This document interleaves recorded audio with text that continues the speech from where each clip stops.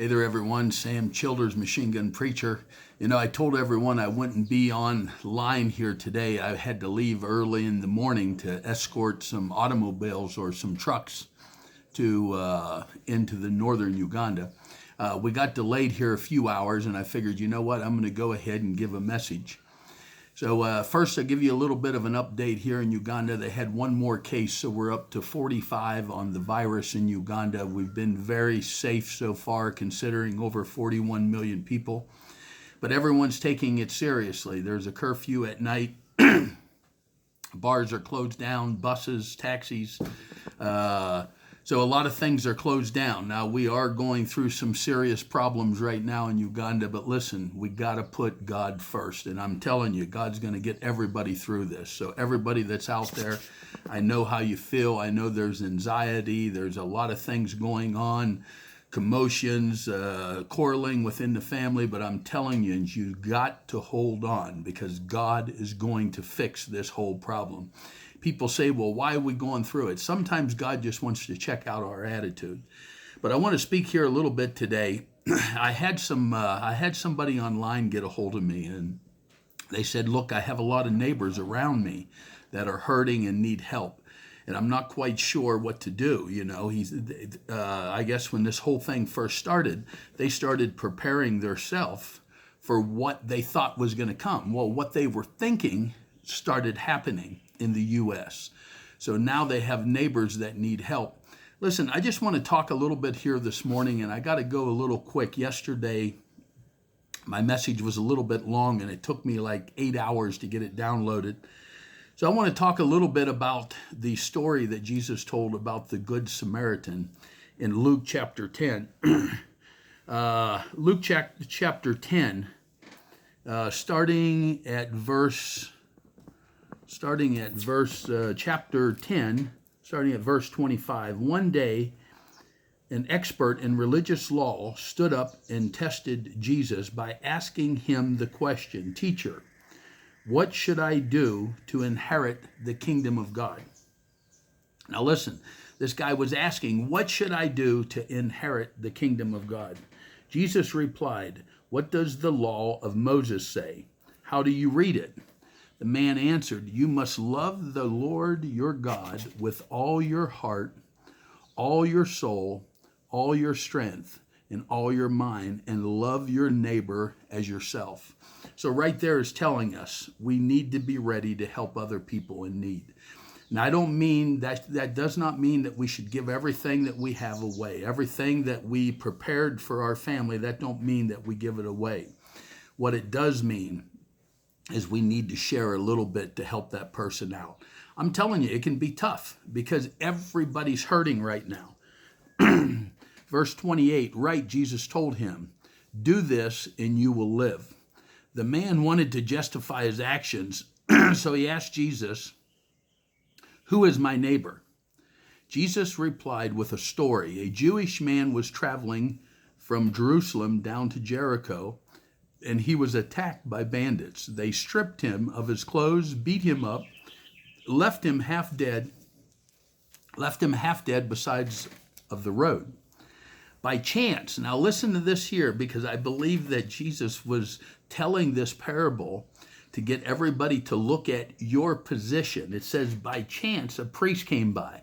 Now you would think right away, okay, man, here comes somebody from the church. We're going to get help. But when he saw the man lying there, he crossed to the other side of the road and passed him by.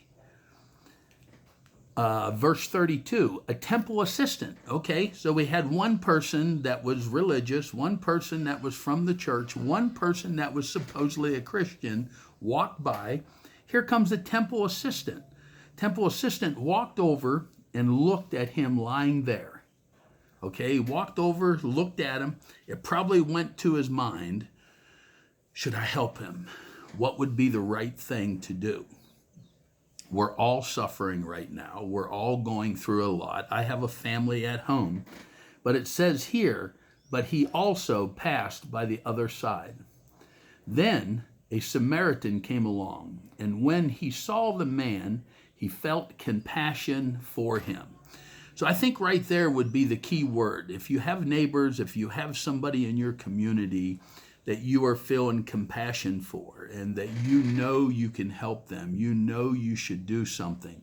And listen, a lot of the hardest people, a lot of the toughest men, a lot of the people that you would never suspect to help anyone, that's who's helping people. Because no matter who we are, no matter how bad we was, we have something in us that God, when he formed us, he put it in all of us. There's compassion. And I'm telling you, when you feel that compassion that you should help someone, all I'm saying to you, step out. It says here, and when he saw the man, he felt compassion for him. Going over to him, the Samaritans soothed his wounds with olive oil and wine and bandaged them. Then he put the man on his own donkey and took him to an inn where he took care of him. The next day he handed the innkeeper 2 pieces of silver, telling him to take care of this man. If the bill runs higher than this, I'll pay it the next time I'm here. You know, right there shows you, he didn't only stop and helped him, he even gave some small money. So all I want to say to you here this morning, you know what you can do. You know what you should do. You know, I said yesterday, how do you know God is truly speaking to you? It's because he's telling you to do something you don't want to do. See, I want to challenge everybody out there. This virus that's attacking the world is not going to last very long. It's not going to last long. I'm telling you, in the next weeks to come, it's going to keep slowly coming down. But I want to tell you now, I want to challenge you. When you feel compassion to help someone, do it. Because God's watching us all. What are we willing to do to help our neighbors? And I'm telling you, when this whole thing passes, God's going to start pouring out his blessings upon you. Help your neighbor, help your friends, help your local church. Remember the missionaries that's still in the field. Remember the people that's trying to feed people that there is no checks coming in from the government. There is no food coming in. The only ones they have is you. And if you feel compassion to help someone, please do.